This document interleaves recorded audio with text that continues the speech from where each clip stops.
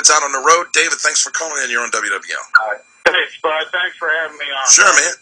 Look, I'm in the business of seafood, and I heard something pretty disturbing this morning from somebody that the health department is being excluded from the high-level meetings about the dispersant chemical and what it's going to do with the oil balls that fall on the bottom and how it's going to affect oysters.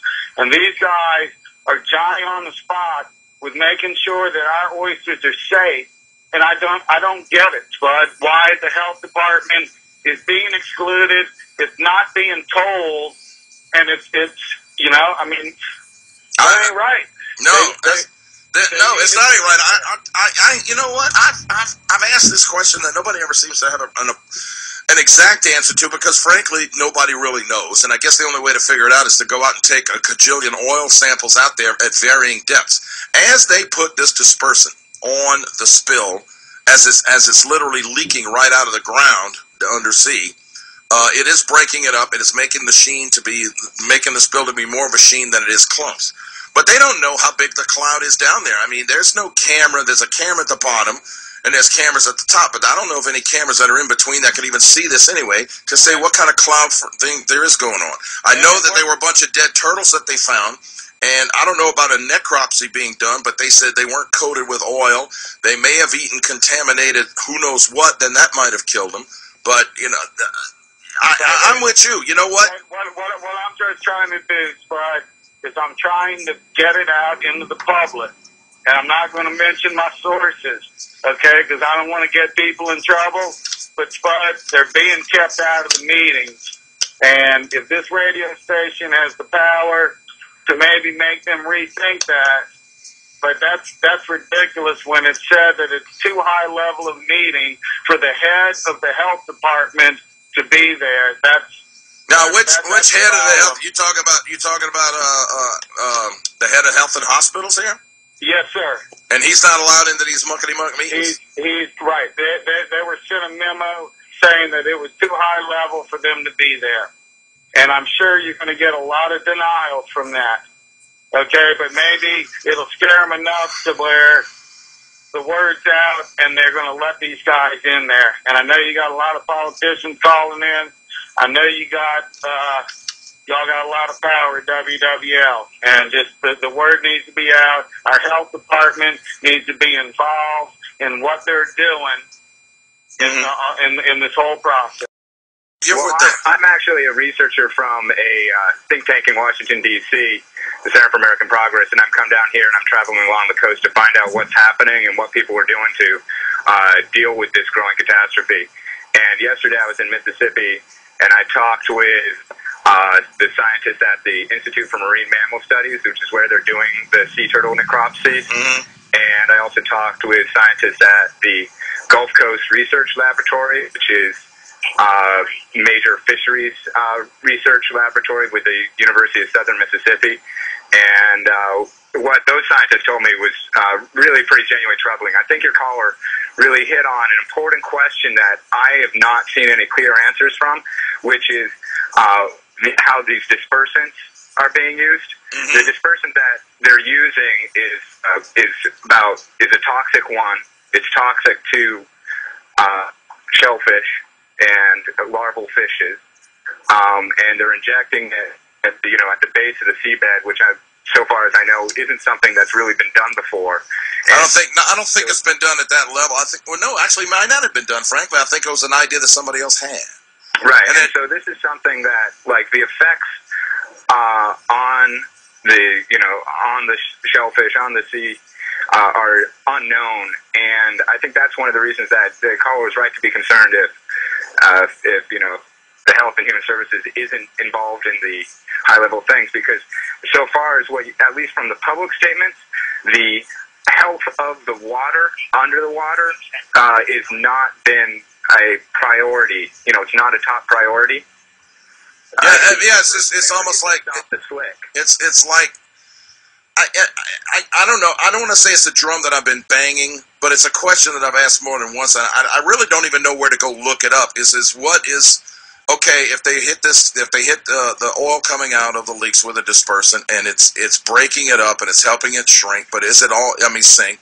But is it all sinking, or is it? I mean, some of it's obviously still going up because the sheen. Right. I mean, I think what you can expect is that they're essentially creating an underwater cloud of oil, and it's being dispersed, but it's contaminated. So that means that it's contaminating an even greater amount of ocean.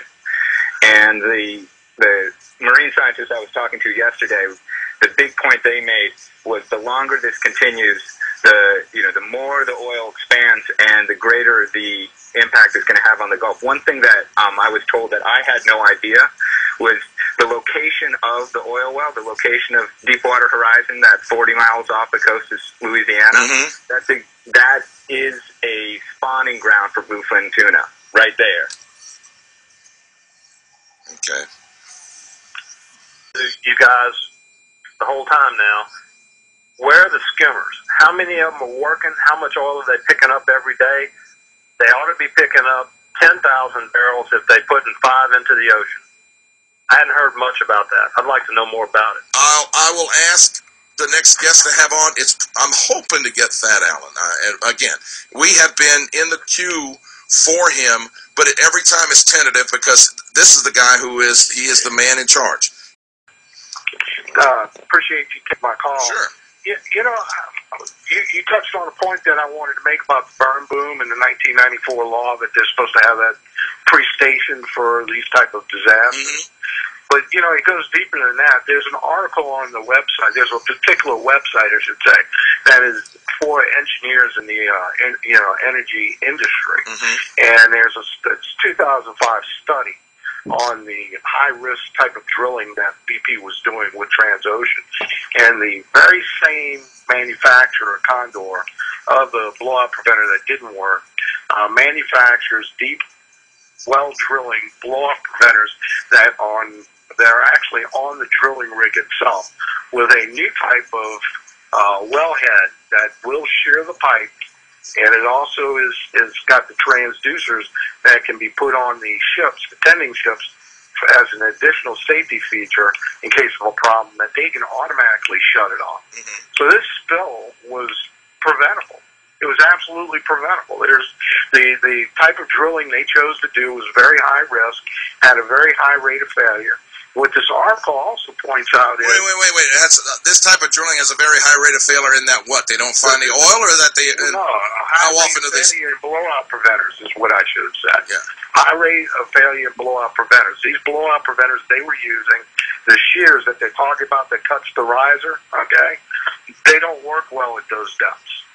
That's why the riser was cut. What the article also points out is once the riser snapped, once the rig sunk and the riser was separated, it was impossible to close that blowout preventer. Mm-hmm. That sending down, giving us false hope that they were going to send down. Well, first of all, saying that it wasn't leaking was a blatant lie. They knew it was. And secondly, when they said they were sending down submersible subs to operate the blowout preventer, they knew there was no hope there. They knew. And what about that acoustic trigger thing we can all keep here? That's what they're talking about. That's the new system, and it's not that new of a system. It's almost a decade old. It's been used around other countries. In fact, it's mandatory in other countries. Of course, Bush administration didn't make it mandatory here.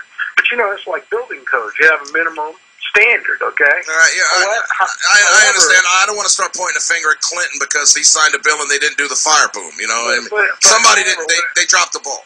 Yeah, however, what I'm getting to is if you know you're doing a high-risk operation and there's other preventative safety equipment and you choose not to do it, and then secondly, there's another article talking about when these blowout preventers fail. There's been 36 incidences that they've gotten this article. 18 of them where they were pouring concrete. So they know there's a high risk of doing that as well. Now, you don't station fire booms out. You don't have these chimneys available. I think, we're talking about now, there's the trust fund, because their maximum claims is $75 million. They're going to try to change the law specifically for this. I don't know if that's going to work. I doubt if you can change the law for a specific,